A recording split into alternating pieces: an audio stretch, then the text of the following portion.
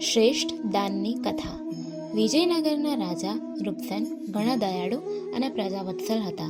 તેમની રાણી તારામતી પણ માયાળુ અને વિવેકી હતી. લગ્ન થયાને ઘણો સમય વીતવા છતાં તેમને એકેય સંતાન પ્રાપ્ત થયું ન હતું. ઈશ્વર કૃપાએ પાછલી ઉંમરે રાણીનો ખોળો ભરાયો હતો. એકનો એક પુત્ર હોવાથી તે પુષ્કળ લાડકડો ઉછળતો હતો. તેની કાળજી રાખવા નોકરો ખડે પગે તેની સેવામાં હાજર રહેતા. દિવસે દિવસે રાજકુમાર મોટો થવા લાગ્યો. રાજકુમારને મોટો થતો જોઈને રાજાનો આનંદ માતો નથી. આમ કરતાં કરતાં રાજકુમાર 15 વર્ષનો થયો ત્યારે એકાએક તે બીમાર પડી ગયો. આથી રાજા રાણીને ઘણું દુઃખ થયું. કુંવરને સાજો કરવા માટે રાજાએ દેશ પરદેશથી વૈદ્યોને બોલાવ્યા. જોગી, જતી અને ભુવાઓને બોલાવ્યા, પણ કોઈ ઉપાયે કુંવર સાજો થતો નથી. રોગ તો દિવસે દિવસે વધવા લાગ્યો. કેટલાય ઉપાયો અજમાવી ગયા, પણ કુંવરની તબિયતમાં જરાય ફેર પડતો નથી. રાજા રાણી કુંવરની પથારી પાસે 24 કલાક બેસી રહે. નથી રાજ્યના કારોબારનું ધ્યાન આપતા કે નથી ખાતા પીતા. બેઠા બેઠા ભગવાનને પ્રાર્થના કરે છે કે હે પ્રભુ, મારા દીકરાને સાજો કર અને મને લઈને. એક દિવસની વાત, મધરાતનો સમય હતો. રાજા રાણી કુંવરના બીછાના પાસે ઝોકા ખાતા બેઠા હતા. ત્યાં રાજાને એક ગેબી અવાજ સંભળાયો. હે રાજન, તારો કુંવર કોઈ દવાથી સાજો નહીં થાય. જો તેને કોઈ ઉત્તમ દાન મળે તો જ તે સારો થાય તેમ છે. અત્યારે પુરુષોત્તમ માસ ચાલે છે. તેમાં કોઈએ ઉત્તમ દાન કર્યું હોય તેનું ફળ જો તારા કુંવરને અર્પણ કરવામાં આવે તો તેના પુણ્યના પ્રભાવે કરીને તે સાજો થઈ શકશે. આટલું સાંભળતા જ રાજાની આંખ ઉઘડી ગઈ. રાજાએ ગેબી અવાજની વાત રાણીને કરી. થોડી આશા બંધાઈ. બીજા દિવસે રાજાએ નગરમાં ઢંઢેરો પીટાવ્યો.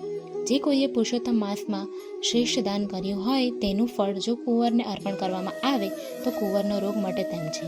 માટે આ ઢંઢેરો સાંભળી જેમને રાજ્ય માટે ભાવના અને ભક્તિ હોય તે પોતાનું ફળ આપી રાજવંશને બચાવી લેવા પ્રયત્ન કરે.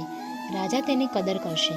નગરમાં ઘણા ધર્મનિષ્ઠ માણસો હતા, ઘણા દાનવીર હતા. એ બધા રાજમહેલે આવવા લાગ્યા. પોતે કરેલા દાનનું ફળ કુંવરને આપવા લાગ્યા, પણ કુંવર આંખો ખોલતો નથી. રાજા રાણી નિરાશ થઈ ગયા. ઉત્તમ દાન કહેવું કોને? 2 દિવસ વીતી ગયા. કુંવરની માંદગી વધવા લાગી. કુંવર હવે ઘડી બે ઘડીનો મહેમાન હતો. ત્રીજા દિવસની સવારે એક ભિખારી જેવો ચીથરે હાલ અને કૃષ્કાય માણસ મહેલમાં આવ્યો.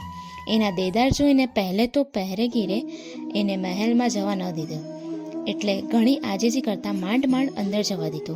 રાજાને પણ તેનો વેશ અને શરીર જોઈને સૂગ ચડી. તે નગરનો તેલી હતો. તેણે રાજાને પ્રણામ કરીને કહ્યું, મહારાજ, મારા દાનનું ફળ કુંવરને આપવા હું આવ્યો છું.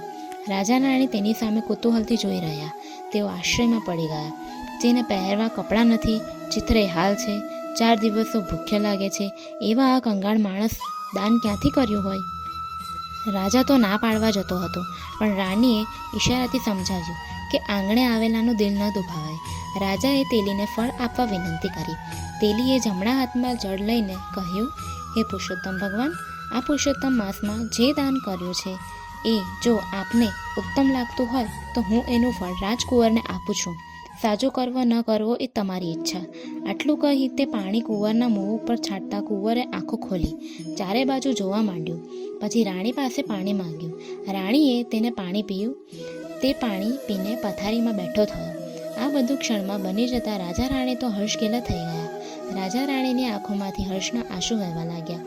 બંને તેલીના પગમાં પડી ગયા. કુંવર પણ ઊભો થઈને તેલીને પગે લાગ્યો. રાજાએ તેલીને બીજા દિવસે આવવાનું કહી રથમાં બેસાડી તેના ઘેર મોકલ્યો. બીજા દિવસે દરબાર ભરાયો. રાજાએ તેલીને પોતાની પાસે બેસાડ્યું. પછી પૂછ્યું, ભાઈ, તારો દેખાવ કંગાળ છે, પેટ પૂરતું ખાવા ન મળતું હોય તેવી તારી કાયા છે, તોય તે એવું તો ઉત્તમ દાન શું કર્યું છે તે તું આ સભામાં જણાવ, જેથી બધાને ખ્યાલ આવે. તેલી ઊભો થઈ 2 હાથ જોડી બોલ્યો, હું સાવ ગરીબ છું, ધાણી ચલાવું છું. જે દિવેલ નીકળે એ વેચી મારું ગુજરાન ચલાવું છું. સંતાનમાં માત્ર 3 દીકરા અને 3 દીકરીઓ છે. તેથી ગમે તેટલી મહેનત કરો તોય પેટે પાટા બાંધવા પડે છે, ઉછીની ઉધાર કરવું પડે છે.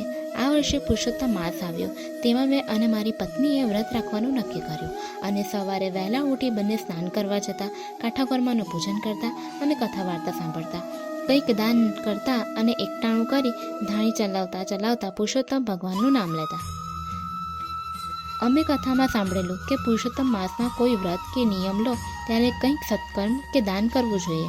અમે બીજું તો શું સત્કર્મ કરી શકીએ?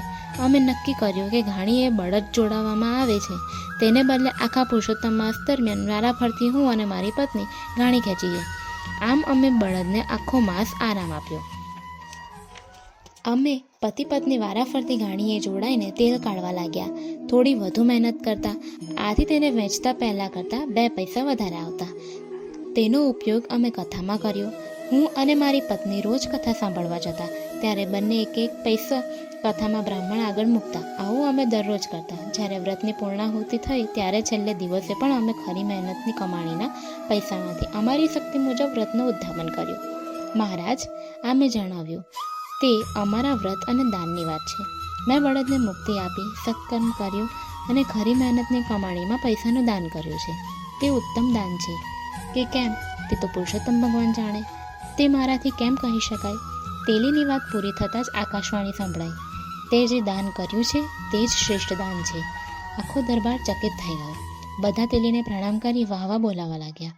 રાજાએ ઊભા થઈ 1000 સોના મોહરવાળી થેલી તેના હાથમાં મૂકી, થોડા ઘરેણાં અને કિંમતી વસ્ત્રો ભેટ કર્યા. બોલો પુરુષોત્તમ ભગવાનની જય.